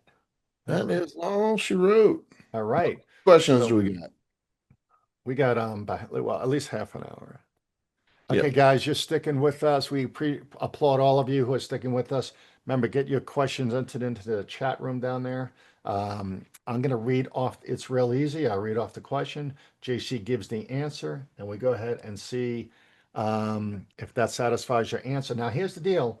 If we're giving an answer to your question and it's not complete or not the right answer, you're looking for something else, just hit your space bar and speak up and just ask for more detail. So, JC, are you ready? I am ready. All right. So, and I don't know, I haven't looked at any of these yet, so I'm not sure if you answered any of them, but I'm going to I go. haven't been answering any of them now. Okay, cool. All right. We have multiple licenses, type 7 and 9, tied Mhm. to the same address and SOT. Is the SOT specific to a single license or both simultaneously? It is valid for one license only, so you would have to do two licenses. Um, it may not be necessary if you're operating out of the same location. Just make sure the SOT is tied to whichever license you're doing NFA business under. Yeah, there's the 7 and 9 at the same location. Now, again, guys, we're answering questions here, but you have our phone numbers and email. Just call or email either one of us anytime. All right, next, we had 10 Benelli SBSs from a department police trade-in. We have three left, M1 Super 90s, M2. So TUA, I don't know what your question is. Um, if you have more questions or can hit your space bar, ask the question about that. I don't know what the question is. All right. Steve says it takes 30 to 40 minutes to set up a new NFA customer. Are most dealers doing this initial setup for free or do they charge? Say this again. Do they It takes charge? it takes 30 to 40 minutes to set up a new NFA Oh, customer. okay, yeah. Are most Yeah, most people, well, it depends. A lot of FFLs, they're doing it as part of the sales process. A lot of FFLs are offering support for non-licensee to non-licensee transfers and charging. Some are offering support for Form 1 submissions, 20 to 40 bucks, depending. So it really depends on the situation, but I would tell you that most FFLs will not charge for that process if you're buying something from them. Now, if you bought it from somewhere else and you had it shipped in, they're taking a little bit deeper, different approach to that. Yeah, and with all of these different charges and policies and services, guys, just make sure if you got a website, make sure you got a little list or a little menu, I guess, of what you charge for what, just so you don't run into trouble when people show up in your store and get irate and then blast you on social media. Yeah. All right. Well, and have a sign in a handout that they can have at the counter. All right, we do, as somebody says, we do everything for free. We set up e-form account with them, photo, fingerprints, pretty much everything for just the purchase of the suppressor. It takes almost an hour to set up a new customer. So to JC's point, if you're selling some in-house product, yeah, Yeah. you take it as a cost of sales. Yeah. Um, is there a final decision on pistol braces? Are they legal now? Pistol braces, yes. There was an injunction filed some time ago. They're totally legal. You can slap them back on the on whatever firearms you took them off of if you still are sitting around on these things. So, yep, they're totally legal now. Yeah, I hate to say Have it, been for the last they've been couple. illegal for a long time. Yeah, it's been a couple of now almost 3 years, I think. Yeah. So for everyone out there, don't wait till you come to one of these to ask questions. Just call us or text us or email us anytime. Our numbers are available, and it doesn't cost anything. Again, we have lots of good sponsors that help you guys. How do I set up an eForm account? E-forms, AT, just Google ATF e-forms, and it'll give you, it'll bring you to the ATF website, and you'll just sign up for a new account. Yeah, you just need it to be an FFL. Now, do you need an Yeah. SOT? Yes. Yeah, you can sign up for an e-forms account as a non-licensee as well. It'll permit you to do some things. Yeah. You can probably, or yeah, you can Yeah, apply. you can do your Form 1s, you can do Form 4. Well, you can't do Form 4s. You can do Form 5s, stuff like that. Yep. Stetson, thank you for giving us a long question here. I have a customer, Stetson says, I have a customer that buys NFA firearms online and has them transferred over to us to do all the Form 4 paperwork. There have been many times that he will buy SBRs, and when they show up to our shop, they are just a lower receiver, sometimes semi-stripped, and sometimes complete lower. The paperwork on the Form 4s that we receive with the transfer will have a barrel length listed as well as the overall length that is definitely not what the current overall length is since it was just registered lower with no upper receiver or barrel. Is this something that we should be concerned about, or is this something that we should or cannot do? Nope, you shouldn't be concerned with it at all. Chances are they shipped them the barrel directly, or any of the other parts, pieces, parts, components directly. Um, so no, nothing to be concerned with there. Because once a Form 4 is approved, the transferee, the individual or the transfer, or rather the buyer, they can change that firearm 16 different ways if they want to and leave it registered as whatever. So they can have multiple configurations. So that's not a concern for you. Yeah, and a lot of these guys who do this do have different length uppers and Yeah. barrels. And Yep. They move it from GCA back to NFA, etc. Yeah. yeah. And again, anybody considering the SOT business, we're gonna, our training will go ahead and include a lot of these one-off stupid questions like, where can I take my NFA short barrel rifle? Can I take it on vacation with me to another state? I mean, all these little questions, again, we'll try to work into all of our training so you guys get educated. Okay. Um, North Carolina DMV just passed that you have to have, oh yeah, up to 2 years to renew your driver's license. But Yep. because they are so far behind, this means I can drive for up to 2 years with an expired driver's license. How will this work for selling guns or accepting that expired ID on firearms? It will not work for that. It is for driving privileges only. So it will not, if it's expired, it's expired. And the extension does not apply to firearm purchases. So they're going to have to come up with some other form of ID. Yeah, Angie, I sent that into FIPB at the ATF for that question also to get the same, hopefully the same answer JC just explained, but I think they're stumped as well. I don't think they really knew that was going to be passed because it was kind of a last minute thing that your assembly decided to do. So, yeah, do not accept that. Do not accept expired IDs until you either hear back from us or confer with the ATF directly. Mhm. Yeah, they did that during COVID, but That was a different scenario. yeah. Okay. Uh, all right. Still haven't gotten our renewal in yet. I'm guessing it's an SOT, but all distros have been fined and transfers approved with proof of payment. Yeah, as long as you have proof of payment that you renewed your SOT, you're fine. I spoke directly to the chief of the NFA branch, and he said that's totally acceptable. Yeah. So yeah, there's a lot of this stuff going around on the internet chat rooms and stuff. So you got the right answer from JC himself. ATF got my SLT renewal on June 11th. ATF's taken 30 days to process and 30 days from the date sent back before they will issue a duplicate. Once paid and approved online, you are still good to go. Yep. Okay, thank you, Brad. Yeah. Yes, that's the right answer. If you paid, proof of payment, you're good to go. Walter says we had an issue on renewal and had to call NFA. They were super helpful, and they are. The NFA people are very helpful. Um, he says they were missing info on the application submitted through the pay.gov portal, so they had not processed it, but did not send a notice on that issue. And you're going to find that, guys. Government agencies, the government workers, your application, or whatever form it might be, you know this. If it's incomplete, it might get thrown back at you. It might get put in a pile off to the left and left there for a while. So call, follow up, make phone calls. Don't be afraid to. They work for you. Um, Brian says, unless they change, Silence Essential does not work with dealers. So that's a whole SOT thing. Yeah. Barry says, hey, Greg from Colorado, thank you for joining us. Don't know where you are, but thank you. And again, if you're from Colorado, contact us directly, and I'll make sure if you need them, you have the cheat sheets for Colorado that we sent out a couple weeks ago, and keep you updated on everything we know about Colorado. Barry says, I have a customer that lives out of the U.S. but maintains U.S. citizenship and is a resident of Washington State. He wants to buy a handgun from me, and after the required background check and wait, take the handgun to his home in Costa Rica. Is this exporting the gun out of the country something I need to be concerned about? You don't need to be concerned about it. He certainly does. So if you're transferring it to him as a Washington resident and he meets all the prerequisites for purchasing a handgun in the state, have at it.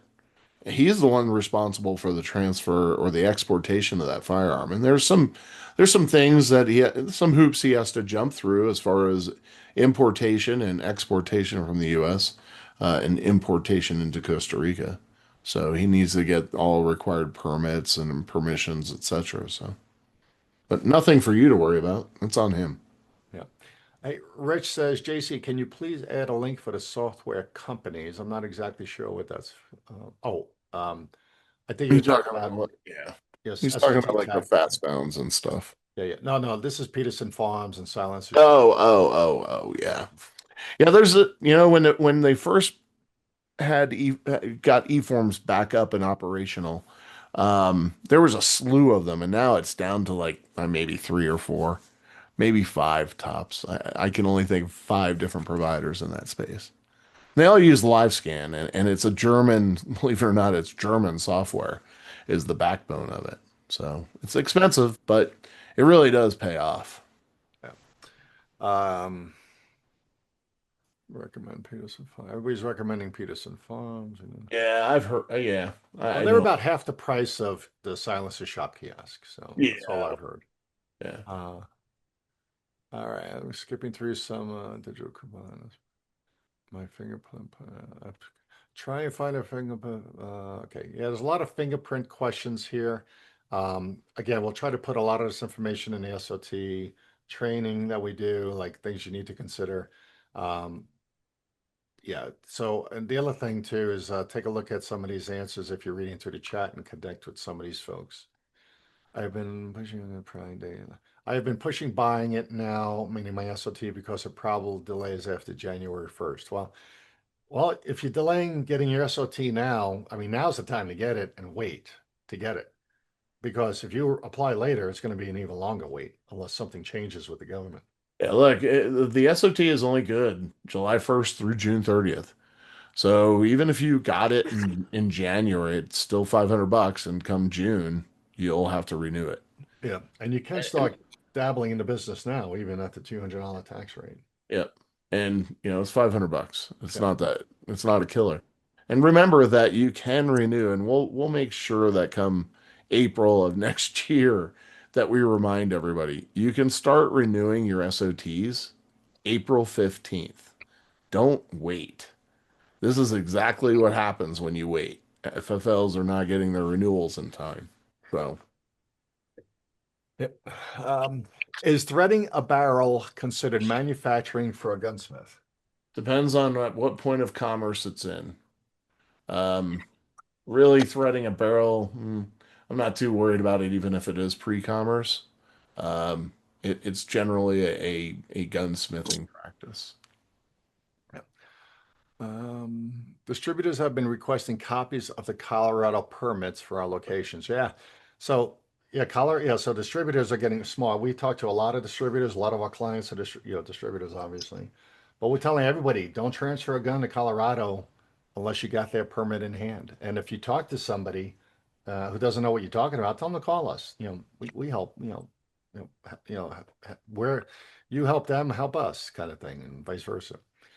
All right, Ken says we tried to register with Colorado to be able to sell online to Colorado residents, but the website was confusing, and though it was supposed to be free, it kept trying to charge us. In the end, it was easier for us to just ban online sales to Colorado.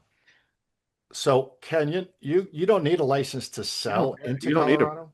yeah. You don't need a permit. If you're an out-of-state FFL and you're selling into Colorado, you do not need a permit. It still has to go through an FFL in the state, and you still, based on what your gross revenue is, have to collect the excise tax. But other than that, you're not required to be permitted by the state of Colorado. Yeah. Now the excise tax is totally different. We've talked about that Yeah. on other webinars. You have to be doing over $20,000 of sales if you're out of state per year. So more information on that, give us a ring. Mm. And Ken, if that's not the full answer, you can always reach out to us. Chuck says Maryland has been regulating handguns for decades. Yes, many states do. Don says, when will the 4473 be changed? And we kind of mentioned that. Maybe this year. Mm. JB and JC, Dringo Enterprises, Georgia here. ATF inspection today. All right, good luck, Richard. First, since receiving my FFL back in 2013. Holy smokes. ATF IOI was very insightful, professional, and helpful. Definitely seeing shift back to the ATF of years ago. Had 10 days advance notice. I'm glad you said this, Richard, because ATF is calling ahead and telling you they're coming in most cases, believe it or not. It's unheard of, but in the last 2 or 3 months, they've been doing that a lot. All right. Especially if you're a home-based dealer, they will definitely call you. I did talk to JC and JC prior to today. Zero deficiencies. All right, Richard, way to go. FFL Consultants, you rule. Thank you, guys. Thanks, Richard. Um, very good. Thank you. Appreciate it. And congratulations. You'll be on our leaderboard next month. All right. Is there any update on the ATF merging with the FBI or DEA? No, no updates as of yet. Yeah. Installing a super safety in AK-47 legal. Installing a super safety in AK-47 legal for O1, type O1, to make it more fully auto. Not sure if full auto customer thinks it will be. If you're no, you cannot convert a Title One firearm to a Title Two firearm without being properly licensed, and anything post 86 is not transferable. So what's it called? A super safety? Yeah, the super safety I looked at last week for somebody else. Um, it doesn't change the functionality of it. Doesn't fire more than one shot per pull. Okay. Yeah, I could look at you. We Oh, could look at it yeah, online. they're legal. Huh. They're legal. Yeah. Active trigger system, yeah. Yeah. The Well, it suit. sounds like kind of sounds like if it's a FRT or a binary, maybe. It's more of a binary type Yeah. trigger, JC. Yeah. Yeah. Yeah, replacing a trigger once it's been entered into commerce, dropping in a new trigger is you're fine. Yeah. Have at it. Yeah. So Scott, I wouldn't call it fully auto in any conversation. No, you don't want to do that. No. It's rapid fire. Yeah. Yeah. Rapid fire. One bullet expels with each function of the trigger, whether it be forward or backward. You So would yeah. call it an active trigger system, is Yeah. what it would be called. Yeah. And they're selling like hotcakes. Apparently, FATD reviewed it, and there are no issues. Yep. Yep. I guess it fits into that binary trigger. Yeah, it does. Yeah. Yep. I Fit never heard of perfectly. that one, but whatever. Okay. All right. Question on the 4473 has a special box for people under 21. Is a waiting period for the waiting period. Does that mean I cannot sell to under 21? Say that question again. Yeah. Somebody from the iPhone say question on the 4473 has a special box for people under 21. is a waiting for a waiting period. Does that mean I cannot sell to under 21? So the answer is no. You can sell to anyone under 21, but the if it goes through a background check, Yeah. it is subject through NICS, it is subject to an additional delay of up to 10 days if necessary. And that includes the first 3 days. So it's actually an additional 7 days beyond the first three. So NICS, or the point of contact state, can initially delay a background because there's some residual record somewhere that says it needs to be looked at further. And so when they initiate the background check, you'll get that initial 3 day delay. They'll take those 3 government business days to attempt to get that record. And if at the end of those 3 business days they need that additional 7 days because they haven't gotten what they needed, then they can extend that delay up to a total of 10 business days, 10 government business days. So that has nothing to do. You just need to pay attention and monitor for the delay. Yep. Now, if you get a proceed at any time in that background check, you can transfer the gun, whether it be Yep. 10 minutes, 1 hour, 3 days, 7 days, or on 10 day, on the 10th day, they always give you a proceed. Yeah. It automatically turns to a proceed if they can't otherwise deny it Mm. on the 10th day if you have to wait that long. So that's for 21 and that's under 21 rather. Yeah. Yeah. Mm. Greg says, what 5 or 6 states may follow the strict rules that Colorado has started? So let's see. Washington, Oregon, New Mexico. We anticipate potentially California, Illinois to follow suit as well. It remains to be seen. As with all things wonderful in Colorado, they tend to be the redheaded stepchild that tests things out. So, And Greg, up in your neck of the woods, once that stuff all takes hold, it's like a domino effect with Connecticut, Rhode Island is getting ugly, yep, Rhode Massachusetts, Island is going New Jersey. somewhere down the path that Colorado has went. So, Yeah. Meaning more strict rules for gun dealers versus the consumer. So yep, we'll keep you updated, but vote correctly. Um, yeah. all right. Can the number of firearms transferred, meaning box 6, be changed if a customer decides to add another after Section A and or Section A and B has been completed, but before the check has been submitted for approval? Sure. You can add firearms to the 4473 all the way up until the time that you actually sign and print your name and date it 34, 35, and 36. Once 34 through 36 are completed, that form is done. So, Yeah, but if the customer gets delayed and comes back yeah, 3 days later and says, "Oh, add 2 more guns," and comes back 2 days later and adds 2 more guns, and comes back 3 days later and says, "Oh yeah, I got more money. I want to add 4 more guns," and you got 15 guns, it's all on the same 4473 until you yeah. So it's find closed out. out. Yeah. Um, we don't have the equipment needed to produce digital photos and fingerprints required for electronic NFA transfers. Can you recommend where we can refer customers and get this done? Yeah, we'll include that. Just send us another email.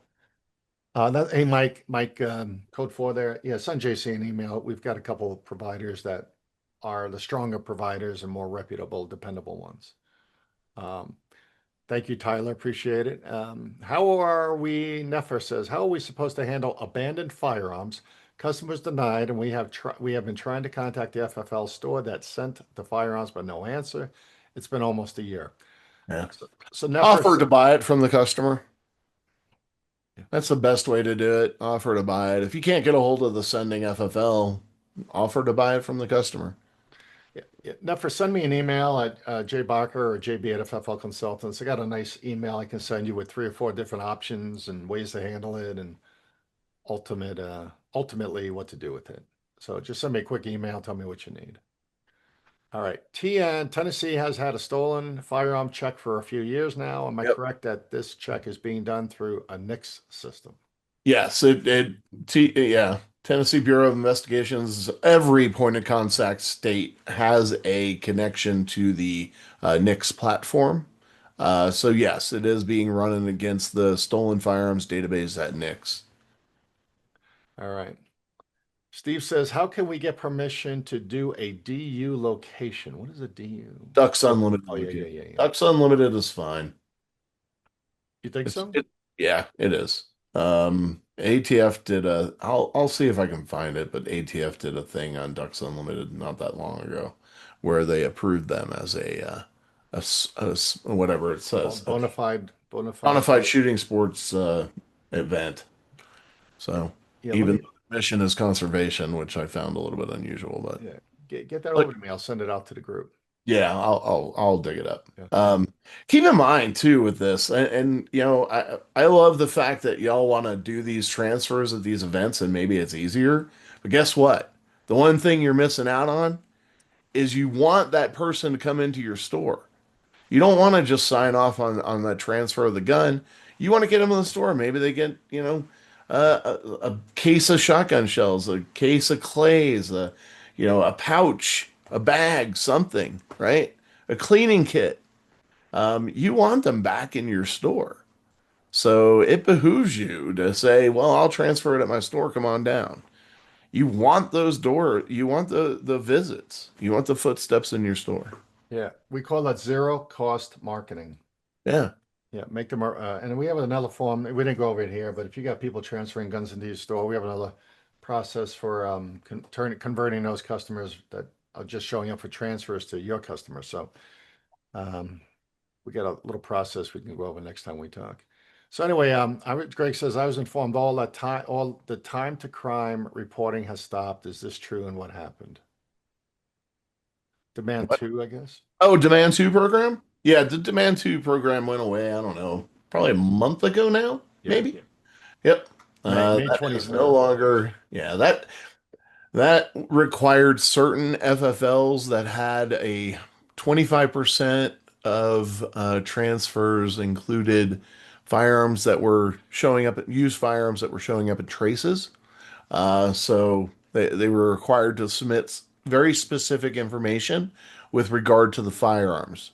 Make, model, not the buyer, not the seller, not any of that, just you know, standard information about a firearm. So yeah, that's done away with now. You should have been, if you were on Demand 2, you should have been notified via mail that you were no longer required to participate in that.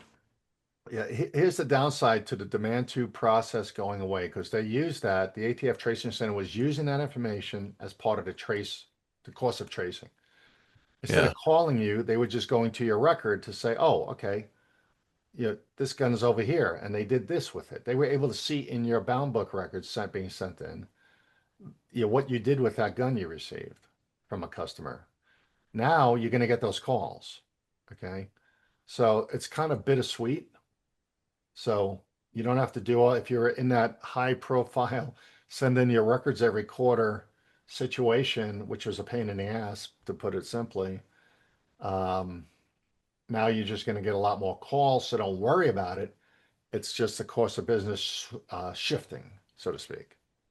So, all right. Does an '01 FFL have to do a 4473 for a gun kept overnight for work done to it or just recorded in the A&D book? Yeah, it's acquisition and disposition record only. If it, and make sure you're putting it in a separate bound book for gunsmithing. If you're using Fastbound or another electronic software package, there should be a category for gunsmithing or repair, and that would allow you to have record that you did not require a 4473 as long as it's received from and returned to the same person Right. for that purpose. That would not apply to consignments. Consignments are different. Hmm. All right. Thank you for your time. If a gun serial number is marked incorrectly on paperwork, who is responsible to fix it? Paperwork shows T, but it looks like a seven, or even the ATF IOI said it was a seven, so T looks like a seven. Okay. Are we talking NFA firearm, It, GCA yeah, firearm? Scott doesn't really say, but let's walk through a couple scenarios. One is an invoice, Yeah, I and mean the invoice. Okay, so for GCA firearms, say you get an invoice and the serial numbers are incorrect. You, as the FFL receiving FFL, should contact whoever you got that firearm from to confirm the proper serial number has been recorded, because they may say they shipped you something different. You obviously make sure that you're recording the correct information. As far as NFA is concerned, it is now on your NFRTR. So if you discover an error with the Form 4 or Form 3, whatever you received it on, then you need to go ahead and contact NFA and make the necessary corrections. Yeah. All right. If a gun serial number, oh yeah, well, just add on to that. Just don't ship the gun back. You know, get on Right. the phone, work it through, figure out whose paperwork needs to be updated to be accurate. Don't start you know, miscellaneously, erratically shifting guns around or sending guns around. Right. If a gun serial number is marked incorrectly on paper, we just did that one. All right, we have 5 firearms from one customer that the gunsmithing projects have been completed for 5 years.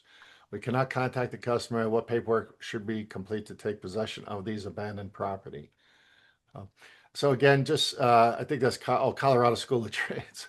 Um, Ryan or whoever's up there, I have a document. Send me an email. I've got an email I can send you it. As JC was saying, what's the 3 or 4 or 5 steps to take on such firearms? Okay. Um, Sadly, at the end of the day, you're probably going to surrender them versus just take possession of them or call the ATF. Hmm. But there's some other little tweaks we can suggest. All right. Thank you for the webinar. We're thinking of going to the NSSF Export Import Conference. Is it worth the time and money? We are interested in starting to export and importing firearms from a small set of countries. Well, I would tell you that yes, it is beneficial to retailers and ranges. For you, if you're considering import-export, there is an import-export conference No, in. that's what he's asking about. Oh, okay. I thought you said the range retail No, expo. the Export Import Conference. Oh, yes, absolutely. It's very worthwhile. Yeah, It's a great conference. If you've never done import-export, I would tell you that it may be a bit overwhelming and mentally draining because there's a lot of information being given to you. I would suggest start off by setting up a time with JC and Sure. chat through Yeah, some of this stuff. absolutely. I handle import export stuff for our clients all the time. So, um, yeah, but that import export conference is a very beneficial, and there's a lot of things changing. So, as far as import export is concerned, and all the major government agencies will be there speaking to what's coming down the pipe. All right, Jeff says, now that Armed Citizen Network has sold or closed, are there any other protective groups that you're aware of for New York non-LEOs? Remembering that Governor Hochul, a wonderful Governor Hochul, has made it illegal for New York State non-LEO residents to purchase any CCW insurance. Oh, yeah. So Fund Like American Citizens was a great for New York and other similar communist-run states. USCCA, right to bear arms. I believe U.S. Law Ship, but I don't know who operates in New York specifically. But yeah, just look up self-defense insurance. You might be able to get a rider with your home owner's insurance as well, depending on who your homeowner insurance is through. So, but USCCA is very reputable. They're forget what the heck the title of their actual program is, but Right to Bear Arms is another, U.S. Law Shield's another. There's a few out there. Yep. All right. Question about taking in SBRs on trade or buy when it's okay and easier to do so. Example, an AR-15 SBR. How can we confirm it's a real SBR pistol that had real stock added later? Doesn't matter. Oh, that's a good question. Because we have a lot of folks out there with AR pistols that are going to be adding their own stock to it, right? Sure. Yeah. Well, you ask them, is it registered first and foremost? And obviously it's going to have to, unfortunately, it's going to have to come to you on a paper form 4. Now, it does get processed a little bit quicker because it's going from a non-licensee to a licensee. But it's no tax on that transfer. Form 4 gets submitted. Once it gets approved, then you can accept the firearm. That'll be after January 1st, right? Yeah, that's that. Well, yeah, the $200 tax goes away after January Yeah. 1st. Yeah, So and then the worst case scenario is NFA calls back and says this isn't a registered SBR. right. Yeah, because there is no way to secretly or easily go and check some type of secret list that the NFA gives you access to. No. They only tell you at the point of application whether or not it's a registered NFA firearm. Yep. And at that point, someone has to dismantle the stock. Yeah. Yeah. Yeah. All right. If I take an NFA item to arrange outing as a demo for those attending, what documentation do I need to take since there is not a tax stamp for them? Well, there will be a tax stamp There for will be them. a tax stamp. There It's has just to be a tax stamp. there'll be a zero fee Yeah. tax stamp. Yeah. It'll be a $0 tax stamp. Yeah. So that whole process will not You'll change want, for yeah, and you'll want your FFL with you, a copy of your SOT and a copy of the Form 3, Form 4, whatever it came to you on. So, and it has to be for bona fide business purposes. So just make sure of that. Yeah. So for clarity for everybody with January next year, the fee goes away, but the form does not go away, Right. and the permit does not go away. That's correct. Right. Hi, Barry. We have a person that needs to transfer several suppressors and SBRs as an heir. Does the bill also remove the 200 tax from the heir to an SOT so it can be sold as well as the $200 to the end user? Yeah. Yep. January 1st, it'll be a $0 tax. Yep. And it did explicitly mention that, so it was good about that. So if they are named in the will, is there a tax fee from a Form 5 if there is a tax fee on an heir? The answer is no. Am I right, JC? Form fives are a no tax transfer. Yeah. You're going to have to get some documentation to attach to it to show that they're either the executor of the estate or they're the heir to the estate or whatever. The court usually issues a document that basically assigns the individual, and once they have that document, you'll attach it to the Form 5 and submit it. It'll get approved fairly quickly, and whichever way it's going is whatever way it's going. So. Yeah, yeah. Yeah. And if they are the executor and they just want to sell it to you, they can just initiate a Form 4. Yeah. So anybody has a bunch of replies on this question. If anybody has that question and is unclear, just give JC a call or text. Are the Form 4's transfers forms going to be revised? The answer is Form 4 transfer forms going to be revised. No, well, they get looked at every 3 years, but we're not aware of anything that's going to change about the Form 4s. But I think it'll just be processed without a fee, right? Yeah, yeah, Yeah. that'll just be $0. Yeah. The form's not going to change that I'm aware of. Yeah. There are many sales emails I did not know who to trust. I will try to Peterson Farms. Thanks. You guys are the best. First, somebody said, does a suppressor transfer get entered into A&D? Yes, absolutely. Yeah. Suppressors are a firearm, and every firearm gets entered into your A&D book. Call us if you still have questions on that. If a Mhm. firearm is left in now, in most bound book, uh, most people, JC, are we still on paper? We still have a separate NFA bound book? Yeah, yeah. Yeah, And if so, you're doing paper, then you should have a different, separate NFA book. If you're doing electronic, there should be a way to differentiate or choose the category of firearms so you can, organize and report on specific firearms. yeah, because when the ATF does show up to do an inspection, if they ever show up again, Yeah, um, they will count you. There's a different process by which they count your and verify your inventory for NFA firearms versus GCA firearms. right. So that just makes it easier for them to complete that process quickly. Yeah. Right. Yeah. You don't want to mix them all up. If a firearm is left in a bathroom or fitting room of your business and is not one that you have transferred from your FFL, I've provided guidance to log it in to the records as unknown, left in the fitting room bathroom, then contact law enforcement and dispose it to them. Additionally, I've told the store to get a receipt. Is this the best practice or do you recommend something else? No, that's a safe bet. Just, if you're using electronic, make sure you make some sort of note, found firearm in, on this date, unknown. Turning it over, please, fine. It doesn't require anything special. You'll just dispose of it to the police department in your bound book. That's it. Yeah, That's yeah, a good procedure. There's nothing wrong with that. yeah. And and being that the police department are a government agency, you do not need to do a 4473. Correct. Yeah. Yeah, Just they'll issue you a receipt. a receipt. They'll issue a case number on that too. Yeah, yeah. Ducks Unlimited is talking about ending doing transfers on site due to alcohol use at the banquets and its liability in it. Oh, good choice. Yeah, that's smart. That's welcome news. Can't purchase self-defense insurance in New York State. I think we just talked through some of that. USCCA is probably a place to look, or give us a ring. We'll maybe point you elsewhere. Do you have to have two tax stamps if you suppress an SBR?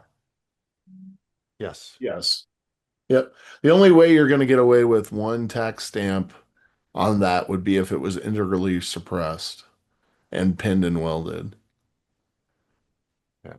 and it was still a GCA firearm. But if it's an SBR and you um, put whatchamacallit, silencer on there, then yes, they're still considered two separate firearms. Now, I will tell you this is that some people will um, do an SBR, or rather, they will pin and weld the suppressor onto the barrel, making it permanently affixed, which then creates a scenario where it's actually still a GCA firearm as far as the rifle is concerned, because that the silencer being permanently affixed increases the length of the barrel. Yeah. So it may not be an SBR after it's done. All right. Again, more questions on that. Just give JC a call with details and we'll spend a little more time on it. Silences are not legal in Illinois at this point. Am I correct? I think Silencers are still, yeah, not illegal legal. in Illinois. Yeah. Yep. And again, just check our go check our exclusive states guide. We should have that on there. Maybe. All right. Rich says after January 1st, if I buy a suppressor from a customer as the SOT, I fill out a form 4 and submit to NFA and wait for paperwork to come back. Yes, that will be Yeah. the correct process. It won't cost anyone $200 for that transfer. Yeah. Yeah. The customer will not have to pay $200 to basically get rid of his suppressor, is why we expect a surge in used NFA firearms after next January. Right. So Texas Arm says, what wait times are we expecting for Form 4 approvals come January 1st with an increased surge in application traffic? Wait a minute, let me pull out my crystal ball. Yeah. I would tell you that the last time I talked to the guys at Nick's, I want to say they had like 3 or 4 thousand in the queue, which was considerably less than previous months. But I also know that they have been allowing overtime and such to get through those and making them more of a priority to get processed. So hopefully that continues. We're not aware of anything changing with Nix. So, and that's the real crux of it. It's that background check waiting to get processed. So, Yeah, they have had changes and staff reductions over there due to the voluntary retirement that they yeah. offered. Yeah. So at Nick's, but we'll try to keep up on this with our contacts there and try to give Yeah. you guys numbers monthly. Um, what's Unfortunately, we're gonna probably be losing a few of our key players over there to retirement, Yeah, which no. sucks. But then we've always maintained good relationships with the Knicks peeps. Yeah.